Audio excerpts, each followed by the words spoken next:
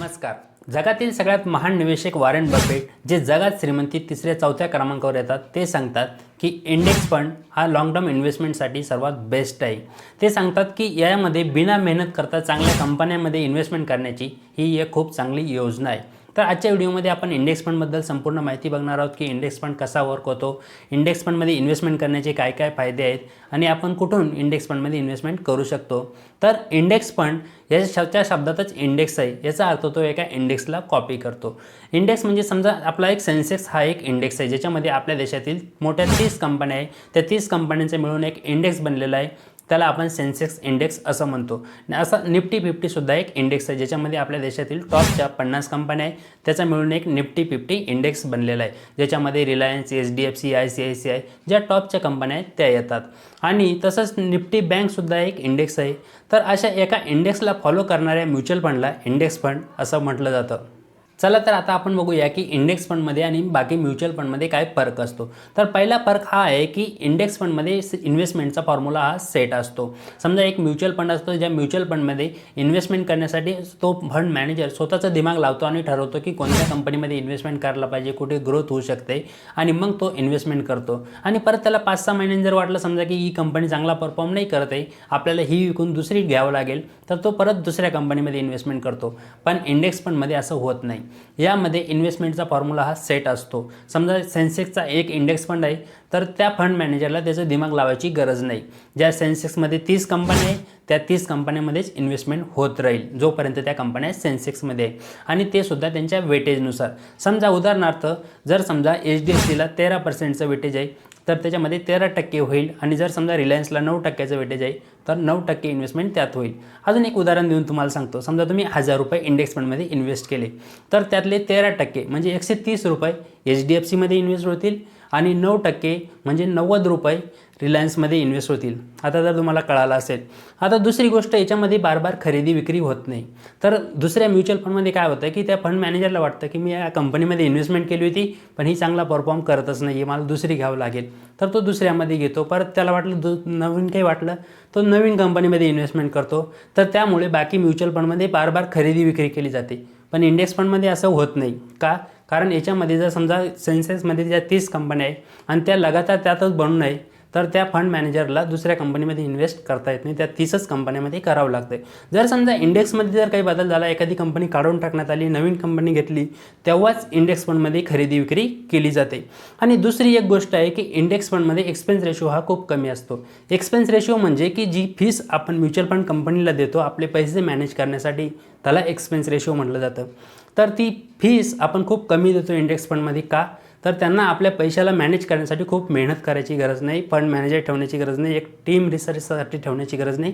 त्यांना फक्त आपले पैसे घ्यायचे आहे आणि ज्या 30 कंपन्या आहेत त्याच्यामध्ये इन्व्हेस्ट करायचे आहे. स्वतःचं दिमाग लावायची गरज नाही आणि त्यांना मेहनत घ्यायची गरज नाही. त्यामुळे याच्यामध्ये एक्सपेन्स रेशो हा खूप कमी असतो. 0.10% ते 0.30% इथपर्यंतच इंडेक्स फंडमध्ये एक्सपेन्स रेशो असतो. पण बाकी म्युच्युअल फंडमध्ये जर बघितलं आपण तर 1%, 2%पर्यंत एक्सपेन्स रेशो आपल्याला द्यावा लागतो. आता तुम्हाला वाटेल की 1% आणि 0.10% यांनी काय फरक पडणार आहे, पण असं नाही आहे. आता जरी तुम्हाला ही गोष्ट कमी वाटत असली 1%, 2%, तर ही लाँग टर्ममध्ये खूप मोठी बनून जाते आणि 1 लाख, 5 लाख, 10 लाखापर्यंत आपल्याला हा खर्च येतो. म्हणून इन्व्हेस्टमेंट करण्या अगोदर आपण कोणत्याही फंडचा एक्सपेन्स रेशो हा बघितलाच पाहिजे आणि इंडेक्स फंडमध्ये तो खूप कमी असतो. चला तर आता आपण बघून घेऊया की इंडेक्स फंडमध्ये इन्व्हेस्टमेंट करण्याचे काय काय फायदे आहेत. तर सगळ्यात पहिला फायदा हाच आहे की एक्सपेन्स रेशो हा आपल्याला खूप कमी द्यावा लागतो. इंडेक्स फंडमध्ये 0.10% ते 0.30% पर्यंतच एक्सपेन्स रेशो असतो. पण आपल्या दुसऱ्या म्युच्युअल फंडमध्ये, रेग्युलर म्युच्युअल फंडमध्ये 1% ते 2% पर्यंत आपल्याला एक्सपेन्स रेशो द्यावा लागू शकतो. आणि आपल्याला आता जरी हे 1%, अर्धा पर्सेंट छोटं वाटत असेल तर हे लाँग टर्ममध्ये आपले लाखो रुपये वाचू शकते आणि आपल्याला कमी फीस देऊन इंडेक्स फंडमध्ये चांगल्या शेअर्समध्ये इन्व्हेस्टमेंट करायला भेटू शकते, जेणेकरून आपले जे रिटर्न आहे ते जास्त येते. म्हणून हा सगळ्यात मोठा फायदा इंडेक्स फंडचा आहे की आपले कमी फीस भरून चांगली इन्व्हेस्टमेंट करता येते आणि आपल्याला चांगले रिटर्नसुद्धा भेटते. दुसरा फायदा हा आहे की डायव्हर्सिफिकेशन छान होते. आता डायव्हर्सिफिकेशन म्हणजे काय, की आपले जर 1000 रुपये आहे ते 30 कंपन्यांमध्ये 50 कंपन्यांमध्ये लावले जाते आणि आपली जी पैशावरती रिस्क आहे ती कमी होते, जेणेकरून आपले डायव्हर्सिफिकेशन होते. समजा जर निफ्टी 50चा जो म्युच्युअल फंड असेल, इंडेक्स फंड असेल, तर त्याच्यामध्ये आपले पैसे लागले जाते. समजा जसं मी तुम्हाला पहिले सांगितलं की जर 13% HDFCला वेटेज असेल तर 130 रुपये HDFCमध्ये लावले जाते, रिलायन्समध्ये 90 रुपये लावले जाते. असे आपले छोटे छोटे पैशाचे पार्ट होते आणि ते इन्व्हेस्ट होऊन जाते, ज्याच्यामुळे आपली रिस्क कमी होते. दुसरी गोष्ट, जे निफ्टी 50 आहे किंवा सेन्सेक्स आहे त्याच्यामध्ये वेगवेगळ्या सेक्टरचे स्टॉक्स घेतलेले आहे, जेणेकरून काय होते, समजा एखादं सेक्टर 2 सेक्टर चांगलं परफॉर्म नाही केलं तरीसुद्धा आपलं रिटर्नवर एवढा फरक पडत नाही. तर खूप छान पद्धतीने डायव्हर्सिफिकेशन इंडेक्स फंडमध्ये होते. आणि तिसरा फायदा हा आहे की जर समजा आपण एखाद्या कंपनीमध्ये इन्व्हेस्टमेंट केली आणि ती कंपनी बंद पडू शकते आणि आपले पैसे झिरो होऊ शकते. जसं येस बँक, समजा ज्या येस बँकमध्ये जर कोणी इन्व्हेस्टमेंट केली असेल मागे तर त्याचे पैसे जवळपास झिरोच झाले, तर तसं आपण एखाद्या इन्व्हेस्टमेंटमध्ये आपल्यासोबत होऊ शकतं. पण इंडेक्स फंडमध्ये असं कधीही होऊ शकत नाही. का? कारण इंडेक्स फंड हा बनला कशापासून आहे, तर त्या टॉपच्या 50 कंपन्यांपासून, टॉपच्या 30 कंपन्यांपासून. तर त्या 30 कंपन्या खरंच बंद पडू शकते का? नाही बंद पडू शकत. तर त्याच्यामुळं आपले जे इंडेक्स फंडमध्ये लावलेले पैसे आहेत ते झिरो होण्याचे चान्सेस खूप कमी आहे. हा होऊ शकतं जर समजा जसं कोरोनासारखी सिच्युएशन आली तर 5-10%, 20%पर्यंत तुमचा पोर्टफोलिओ मायनसमध्ये जाऊ शकतो, पण तो परत रिकवर करेल. पण तुमचे पैसे कधीही झिरो नाही होऊ शकत. हा तिसरा इंडेक्स फंडमध्ये इन्व्हेस्ट करण्याचा फायदा आहे. तर आता आपण बघून घेऊया की इंडेक्स फंडमध्ये इन्व्हेस्ट करण्यासाठी आपण कुठून करू शकतो.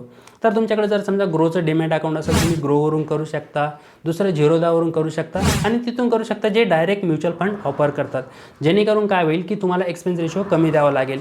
आणि जर समजा डायरेक्ट म्युच्युअल फंडमधून नाही, तुम्ही जर समजा बँकेतून केलं किंवा एजंट थ्रू केलं तर तुम्हाला जास्त कमिशन द्यावं लागेल, ज्याच्यामुळे तुमचे रिटर्न हे कमी येतील. म्हणून जिथं डायरेक्ट म्युच्युअल फंड ऑफर केले जातात तिथूनच इंडेक्स फंडमध्ये इन्व्हेस्टमेंट करा, जेणेकरून तुमचा खर्च हा कमीत कमी होईल.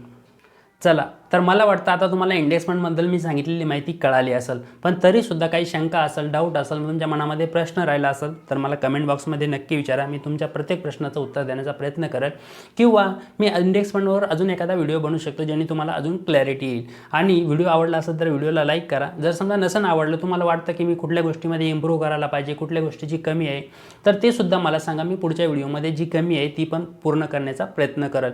म्हणून व्हिडिओ आवडला असेल तर लाईक करा, नसेल आवडला तर डिसलाईक करा, पण मला सांगा फक्त की काय कमी आहे. दुसरी गोष्ट, जर समजा तुम्हाला फायनान्सवर व्हिडिओ बघायचे असेल, तुम्हाला जर समजा तुमची पैशाबद्दल नॉलेज वाढवायचं असेल तर या चॅनलला सबस्क्राईब करा, जेणेकरून तुम्हाला फायनान्सबद्दल तुमचं नॉलेज वाढेल आणि पैशाच्या गोष्टींमध्ये तुम्ही हुशार बनसाल आणि तुम्ही चांगली संपत्ती बनवायला चालू करू शकता. म्हणून चॅनलला सबस्क्राईब करा. आणि तुम्हाला वाटत असेल की या व्हिडिओची जर समजा तुमच्या मित्रमैत्रिणीमध्ये, परिवारामध्ये कोणाला गरज असेल, जर त्यांना इन्व्हेस्टमेंट करायची असेल किंवा इन्व्हेस्टमेंटबद्दल माहिती घेण्याची गरज असेल तर हा व्हिडिओ त्यांच्यापर्यंत नक्की शेअर करा. तर चला, भेटूया एका नवीन व्हिडिओमध्ये. खूप खूप धन्यवाद.